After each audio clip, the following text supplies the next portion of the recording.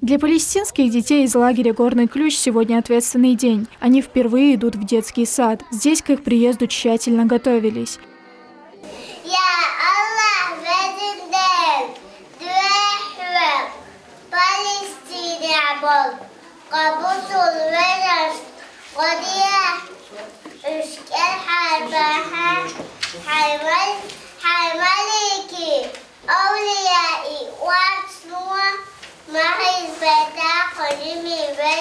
Для Ильяса это первый детский сад в его жизни, ведь там, откуда он родом, было не до этого. Война разрушила большинство зданий и сооружений. С тех пор, как мы приехали сюда, в Чечню, нас очень хорошо встретили. Там в лагере по нам заботятся. Все, что нужно, они пытаются дать нам. Даже на лечение возили. Кто хочет на лечение, вот сегодня в садик детей повезли. Видно, хорошо здесь тоже встретили их.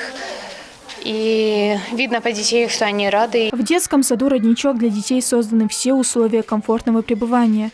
Также на адаптационном периоде с ними будут работать психологи. Будем работать по выявлению психоэмоционального здоровья детей. Будем проводить диагностики индивидуальных особенностей детей.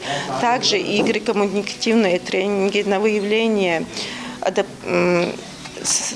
по выявлению взаимоотношений со сверстниками, также и со взрослыми. В лагере «Горный ключ» палестинцам оказывают медицинскую и юридическую помощь. Здесь они занимаются спортом, гуляют по парку лагеря. По словам Иосифа Жарбуа, в скором времени здесь ожидаются первые спортивные соревнования по футболу, и они к этому активно готовятся. У нас тренировка по всем видам спорта: волейбол, баскетбол, футбол, боксинг, все виды спорта здесь есть. Так что нам не скучно, и наши дети вообще не скучно. Они целый день играют, а мы ищем их.